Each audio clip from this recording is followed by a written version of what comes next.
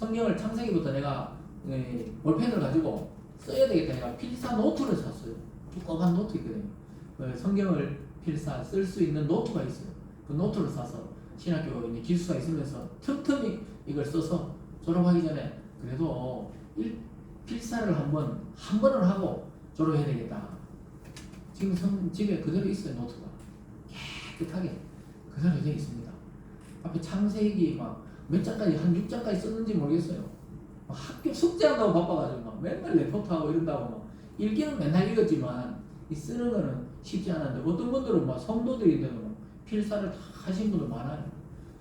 시간 나면 아침에 쓰고 저녁에 쓰고 또 은퇴하시고는 막 종일 드시는 분도 있고 그래가지고 그 성경이 뭡니까? 자기께 되는 거죠. 그 필사 성경. 그래가지고 자녀들에게 다 묶어가지고 나중에 유산으로 다 물려줍니다. 내가 너에게 재산은 없지만 이걸 물려주겠다. 그래서 그걸 또 자녀들은 귀하게 받아가지고 어떻게 합니까? 그냥 모셔놔요. 읽지는 않아요. 대부분 글씨를 못 알아보기도 하고. 그래서 어쨌든 얼마나 소중합니까? 그 말씀을 자기 걸로 여겨야 되는 것이죠.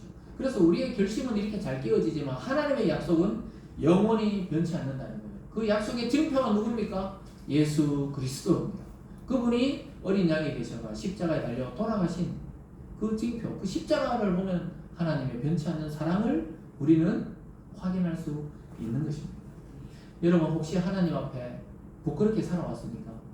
돌아보니까 좀 이것이 부끄럽다. 지금도 여전히 난 부끄럽다. 이런 분도 계실 수 있어요.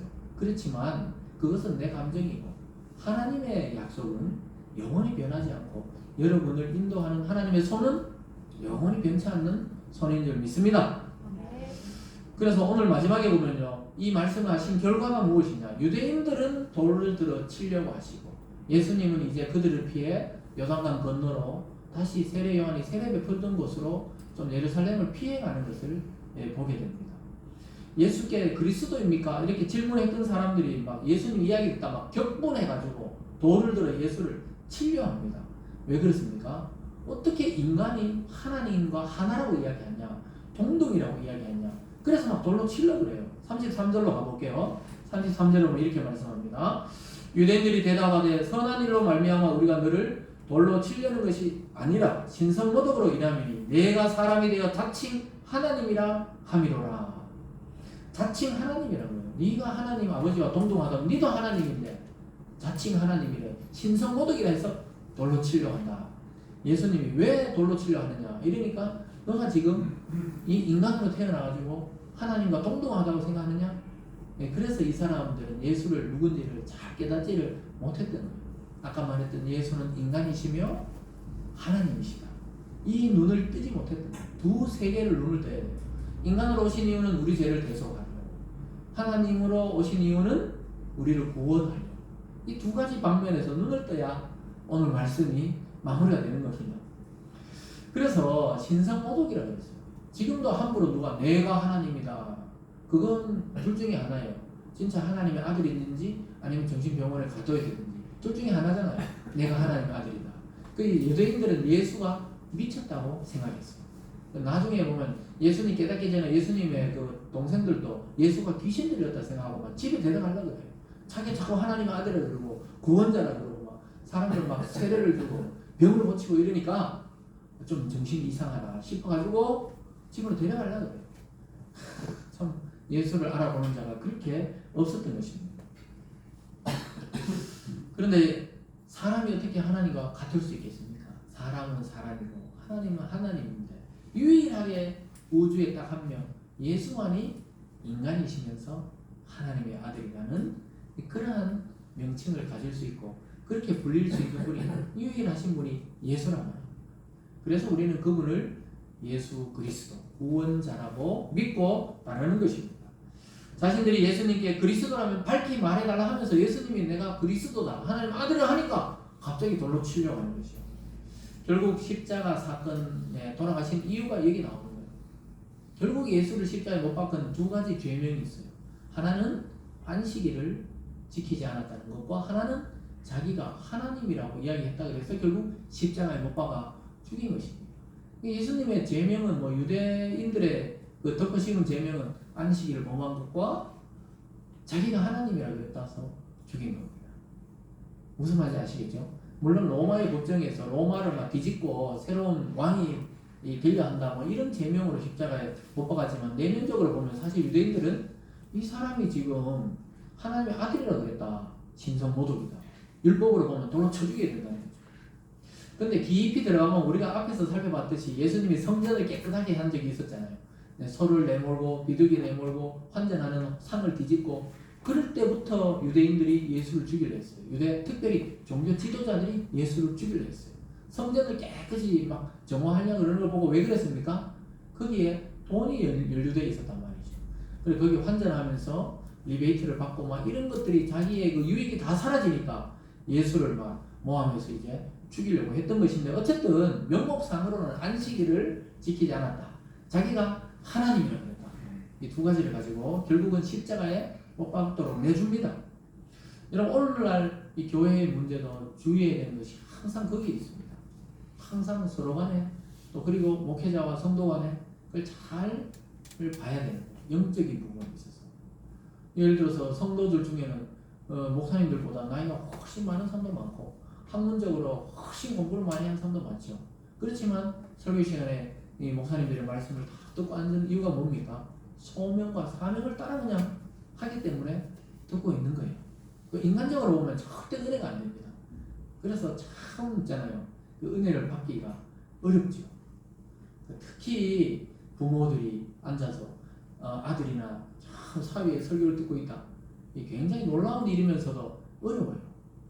차라리 그냥 모르는 사람 목사님 설교만 쫙 듣겠는데 그럴 수 있어요. 왜냐? 예수님의 어머니와 예수님의 동생들도 예수를 끝까지 처음에 못 믿었어요. 근데 돌아가시고 어느 시점에 성령이 야고보와 유다에 임하고 나서 믿게 되었어요. 그래서 성경을 쓴 야고보서와 이 유다서를 쓴 이 사람은 제자들이 아니고 예수의 육체적인 동생들이었어요.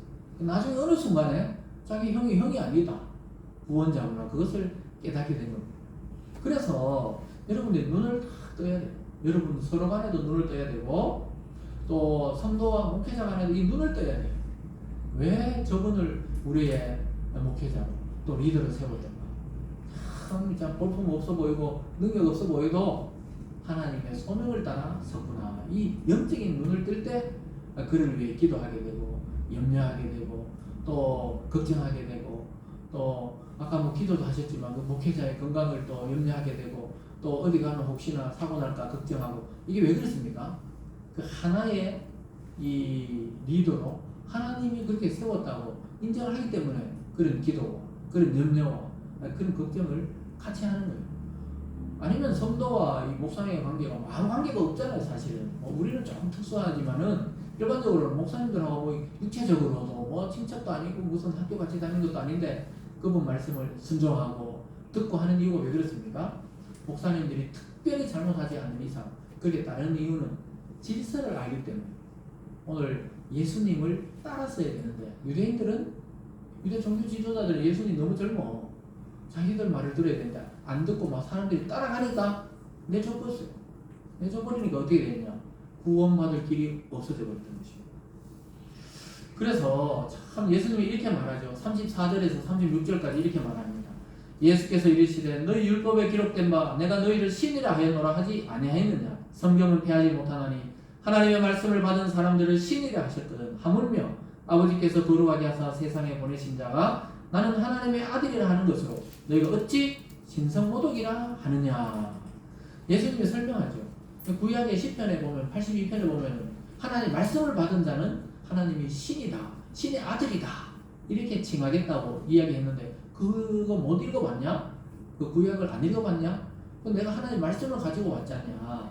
내가 하나님의 아들이라고 그런다 그래서 나는 직접 하나님이 보내서 왔는데 하나님의 아들이라고 해서 무엇이 신성모독이냐? 이렇게 성경 말씀을 들어서 예를 들어 이야기하는 거예요. 그래서 구약의 선지자나 제사장들은 신의 아들이라는 그런 명칭을 사용했었습니다. 그래서 메시아란 말을 예수에게만 지금 독특하게 사용하지만 구약에는 왕이나 선지자나 제사장도 기름 부음 받은 자, 메시아라고 이런 호칭을 사용했었다는 거예요. 그래서 예수님이 너희들이 율법을 읽지 않았느냐? 말씀을 받은 자는 하나님이 신이라고 그랬다. 저와 여러분들도 하나님의 자녀잖아요. 말씀을 받았잖아요. 그럼 뭐라고요? 신의 자녀들입니다. 하나님의 아들들입니다. 믿습니까? 그래서 우리가 하나님 나라로 갈 수 있는 거죠. 우리 아버지가 하나님이 아니면 하나님 나라 갈 수가 없죠. 그래서 저와 여러분은 하나님의 자녀로 이제 입양이 되어서 하나님 나라로 갈 자격, 유산을 받을 자격을 다 가지고 있는 존재가 된 것입니다. 여러분, 그렇지만 이 사람들은 결국 돌로 치려 하니까 예수님이 아직 때가 안 됐기 때문에, 죽으실 때가 아니기 때문에 피해서 요단강 건너로 가서 세례 요한이 세례 분도 가서 또, 그래서 예수님은 예루살렘에서 말씀을 많이 전하지 못했어요. 왜냐하면 그 중심 세력들이 자꾸 펼쳐져 있기 때문에. 예수님은 그래서 뭐 세리나 장녀나 또는 어부나 이런 그 당시로 봤을 때도 직업적으로 변두리에 있던 사람들에게 복음을 전하고는 그냥 돌아가셨지만은, 그렇게 시작된 복음이 전 세계를 뒤덮고 온 우주를 뒤덮는 하나님의 말씀이 되었다는 것입니다. 그래서 여러분, 어떤 일을 시작할 때 하나님 이름으로 시작했으면 작든 크든 신경 쓸 바가 아니에요. 어느 날 보면, 아니면 또 우리가 하늘나라 간 뒤에 어떻게 될지도 몰라요.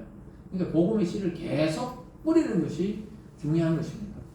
사랑하는 여러분, 우리가 지금 이 자리에 앉아 있는 것이 그냥 된 것이 아니라는 거예요. 여러분, 그냥 여기까지 앉아 있는 것이 아니에요. 하나님께서 여러분에게 영원한 하늘의 유산, 생명의 유산을 주려고 이 자리까지 인도하는 줄 믿습니다. 그래서 한 주 동안에 이 성경을 잘 묵상하시고 매일매일 성경을 한 줄이라도, 한 페이지라도 여러분 계속 이 보화인 성경을 자기 것으로 삼으시고 영원한 생명의 유산을 받아서 누리시는 그런 축복이 있기를 주님의 이름으로 축원합니다. 기도하겠습니다. 사랑의 하나님 아버지, 감사합니다. 오늘 정말 신비롭고도 위대한 말씀을 우리에게 해주셨습니다. 하나님, 우리는 이제 그리스도를 통해 하나님의 자녀가 되었습니다. 이제 하나님의 나라를 상속받을 자격을 다 가진 자들이 되었습니다. 하나님, 그것은 바로 말씀을 통해 주어진다고 말씀하고 있습니다. 하나님 아버지, 우리 모든 성도들이 성경 말씀을 귀히 여기고 이 보물 상자인 성경을 읽고 내 것으로 만들고 또 그 말씀대로 살아서 수많은 생명을 주님께로 인도하는 위대한 그러한 다 영생을 받는 성도들 되게 하여 주시옵소서. 감사드리며 예수님 이름으로 기도드리옵나이다. 아멘. 찬송